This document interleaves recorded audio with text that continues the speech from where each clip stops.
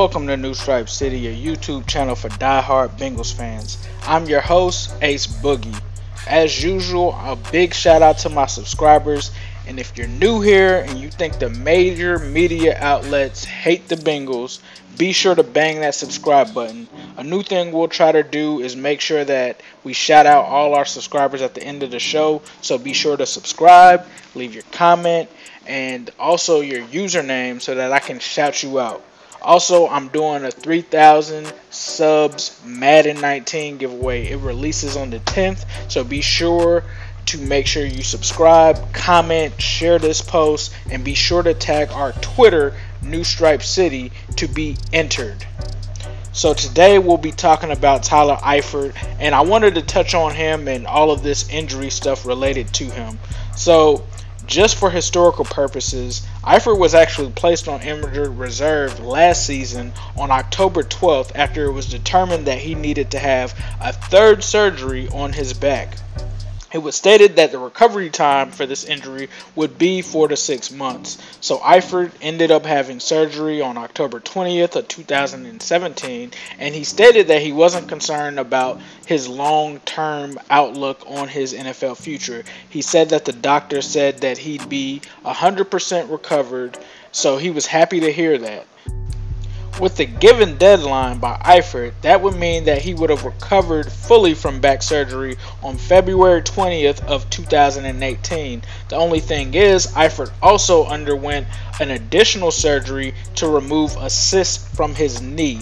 And I think that Marvin Lewis took most of the blame for some of Eifert's injuries, saying that it was up to his staff to try to find other ways to reduce the probability of Eifert being injured, i.e. snap counts, probably keeping him out of certain practices. So he did take some of the blame for that and said that they would look forward in the future for other ways to try to reduce the injury. But that seemed to be forgotten in this whole entire thing, was they wanted to find ways to reduce the probability of injuries.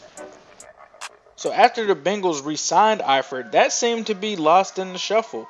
Obviously, when Eifert returned for OTAs, he didn't want to go all out. He obviously had recovered, but his agents and the Bengals wanted to play it safe, and it was weird to me seeing people in outrage because this was the plan going in.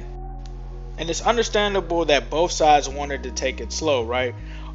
When Eifert re-signed his deal, it was expected that it was heavily based on the number of games that he would play this upcoming season.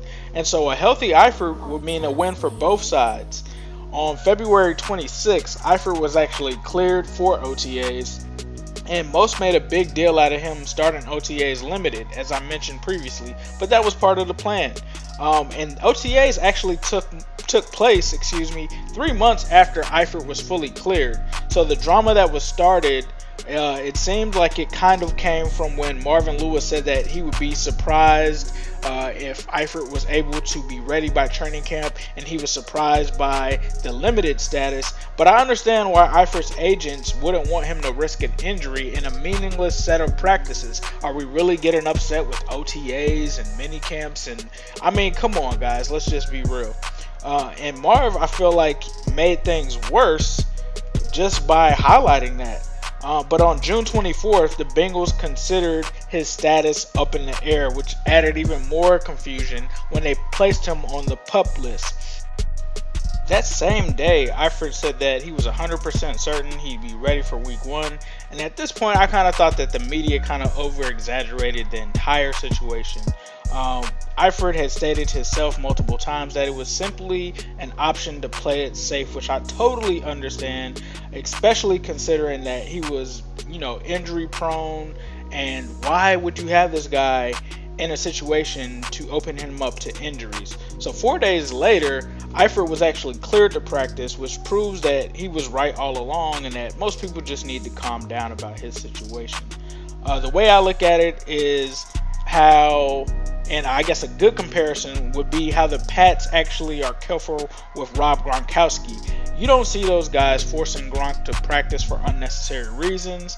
There's honestly wasn't a need for Eifert to practice in full, in my opinion. Like, outside of him participating in aspects to learn a new offense, but not take unnecessary hits, I think this is the best way to do it. In my opinion, the media, the fans, the coaches need to relax and just make sure that Eifert is there when it counts during the regular season. And if he can do that, I think that we will see the weapon that was amazing in 2015. It's now time for the shout outs. So shout out to my subscribers John Beamer, Pablo Sanchez, Lord Enforcer, Thomas Mills and his son Luke Mills, Roger Rees, Mr. 1 Sammy D21, Alonzo Arce, Dave the Insurance Guy, and Corey Turner. And as usual, I'll leave you guys with a who day, all day, every day, and especially on Sunday.